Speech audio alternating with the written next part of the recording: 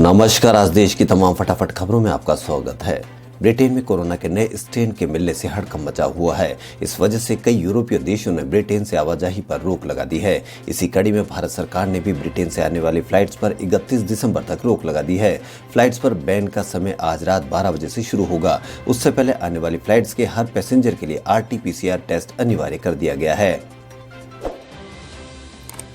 कांग्रेस के वरिष्ठ नेता मोतीलाल वोरा का 93 साल की उम्र में आज निधन हो गया। खराब सेहत की वजह से मोतीलाल वोरा का दिल्ली के फोर्टिस एस्कॉट हॉस्पिटल में इलाज चल रहा था। बता दें कि कल ही उनका जन्मदिन भी था। बताया जा रहा है कि मोतीलाल वोरा को 2 दिन पहले अस्पताल में भर्ती कराया गया था। इससे पहले वो कोविड-19 से भी संक्रमित हुए थे। उस वक्त उनका इलाज एम्स दिल्ली में किया गया था। इलाज के बाद वो ठीक हो गए थे और अस्पताल से डिस्चार्ज हो चुके थे।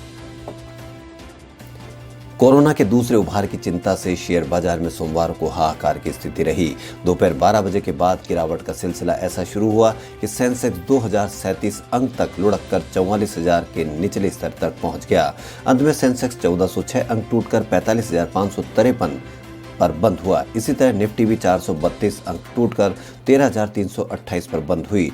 नेगेटिव अंतर्राष्ट्रीय संकेतों की वजह से हफ्ते के पहले कारोबारी दिन आज शेयर बाजार की शुरुआत लाल निशान में हुई है। पश्चिम बंगाल में होने वाले विधानसभा चुनाव से पहले दल बदल की शुरुआत हो गई है। भाजपा सांसद सौमित्र खान की पत्नी सुजाता मंडल खान ने सोमवार को राजधानी कोलकाता में तृणमूल कांग्रेस का दामन थाम लिया। वहीं कुछ मीडिया रिपोर्ट्स में कहा जा रहा है कि भाजपा सांसद अपनी पत्नी के TMC में शामिल होने से इतने नाराज हो गए कि उन्होंने पत्नी सुजाता को तलाक नोटिस भेजने का फैसला किया है।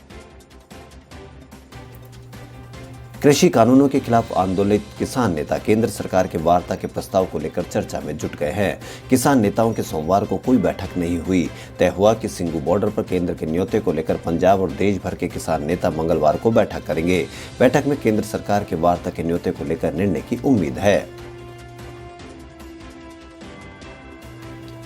कांग्रेस महासचिव प्रियंका गांधी वाड्रा ने उत्तर प्रदेश में गोवंश की स्थिति पर चिंता प्रकट करते हुए सोमवार को मुख्यमंत्री योगी आदित्यनाथ सरकार से आग्रह किया कि वह गोवंश की इस दुर्दशा को खत्म करने के लिए छत्तीसगढ़ की कांग्रेस सरकार की ओर से शुरू की गई गोधन न्याय योजना से प्रेरणा ले। उन्होंने उत्तर प्रदेश के ललितपुर में की गई गायों के मारे जाने संबंधी तस्वीरों का हवाला देते हुए आदित्यनाथ को पत्र लिखा और आरोप लगाया कि राज्य में खोली गई गौशालाएं भ्रष्टाचार की भेंट चढ़ गई है और गोरक्षा में प्रदेश की भाजपा सरकार पूरी तरह से विफल रही है। कृषि कानूनों के खिलाफ प्रदर्शन कर रहे किसान संगठनों में से कई किसान संगठनों ने सोशल मीडिया पर अपना अकाउंट बनाया है। रविवार की शाम फेसबुक ने 7 लाख से अधिक फॉलोअर्स वाले किसान एकता मोर्चा के पेज को ब्लॉक कर दिया था। संगठन का आरोप था कि उनके इंस्टाग्राम अकाउंट पर भी उनके कंटेंट पोस्ट करने पर रोक लगा दी गई थी। अब फेसबुक ने इसकी वजह दी है। सोमवार को फेसबुक की प्रवक्ता की ओर से एक बयान जारी कर कहा कि हमारी समीक्षा में सामने आया कि हमारे ऑटोमेटेड सिस्टम को फेसबुक पेज पर बहुत तेजी से गतिविधि बढ़ती हुई दिखाई दी, जिसके बाद सिस्टम ने पेज को स्पैम कर दिया, जो कि हमारी कम्युनिटी स्टैंडर्ड का उल्लंघन करता है। जब हमें पूरा मामला पता चला तो हमने पेज को 3 घंटों के अंदर रिस्टोर कर दिया। रिव्यू में दिखा कि ऑटोमेटेड सिस्टम ने बस फेसबुक पेज को ब्लॉक किया था, बल्कि इंस्टाग्राम अकाउंट प्रभावित नहीं हुआ था। यूके में कोरोना वायरस के नई टाइप का स्ट्रेन मिलने के बाद कोविड-19 की स्थिति को लेकर चिंता बढ़ गई है। ब्रिटेन में लॉकडाउन और कई दूसरे देशों में ट्रैवल बैन का सिलसिला शुरू होने के बीच केंद्रीय स्वास्थ्य मंत्री डॉक्टर हर्षवर्धन ने कहा कि भारत में लोगों को घबराने की जरूरत नहीं है। सरकार इस नए टाइप के खतरे को लेकर अलर्ट है। भारत में एक दिन में कोविड-19 संक्रमण के 24,337 नए मामले सामने आने के बाद देश में अब संक्रमित हो चुके लोगों की संख्या बढ़कर 1,55,560 हो गई है, जिनमें से 96,06,111 लोग स्वस्थ हो चुके हैं और संक्रमण के बाद लोगों के ठीक होने की राष्ट्रीय दर 95.53% हो गई है, जो कि अब तक की सबसे ज्यादा है। स्वास्थ्य मंत्रालय के सोमवार को सुबह जारी आंकड़ों के अनुसार संक्रमण के कारण 333 और लोगों की मौत हो जाने के बाद मृतक संख्या बढ़कर 1,45,000 हो गई। केंद्र के कृषि कानूनों के खिलाफ दिल्ली और आसपास डटे किसानों ने आंदोलन और तेज करने की कवायद शुरू कर दी है। किसानों ने आज से अनिश्चितकालीन हड़ताल शुरू की है। किसानों का एक समूह बारी बारी से 24 घंटे की भूख हड़ताल पर बैठेगा। 5 दौर की बैठक विफल रहने के बाद सरकार ने रविवार को प्रदर्शन कर रहे किसानों से अगले दौर की बातचीत के लिए तारीख तय करने को कहा है। इस महीने की शुरुआत से किसानों का यह तीसरा बड़ा प्रदर्शन है। बंगाल में अगले साल होने वाले चुनाव को लेकर माहौल गर्म हो गया है। भाजपा 200 सीटों का लक्ष्य लेकर चल रही है। उधर तृणमूल के चुनावी स्ट्रेटेजिस्ट प्रशांत किशोर ने सोमवार को सोशल मीडिया पर दावा किया कि बंगाल में भाजपा को दहाई का आंकड़ा पार करने में भी मुश्किल होगी।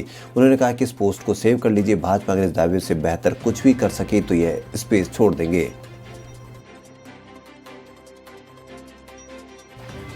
प्रधानमंत्री नरेंद्र मोदी ने सोमवार को इंडो जापान संवाद कॉन्फ्रेंस को वर्चुअली संबोधित किया। मोदी ने कहा कि भगवान बुद्ध के विचारों को प्रमोट करने में इस फोरम का अहम योगदान रहा है। बुद्ध का संदेश भारत से दुनिया के कई हिस्सों में पहुंचा।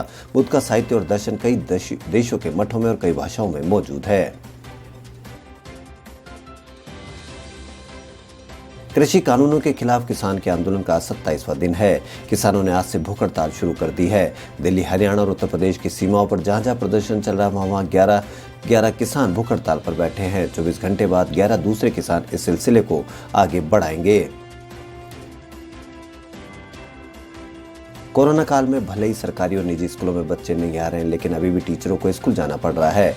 ऑनलाइन पढ़ाई के बाद बने स्माइल प्रोजेक्ट के तहत टीचर्स को बच्चों को पढ़ाई के लिए स्कूल बुलाया जा रहा है। ऐसे टीचरों की राहत के लिए खबर है, उन्हें 25 से 31 दिसंबर तक स्कूल जाने की जरूरत नहीं पड़ेगी। निदेशक माध्यमिक शिक्षा राजस्थान ने स्कूलों के विंटर वैकेशन घोषित किए हैं। खबरों फिलहाल इतना ही। यदि आपको हमारा चैनल पसंद आए तो लाइक, सब्सक्राइब और शेयर अवश्य करें। धन्यवाद।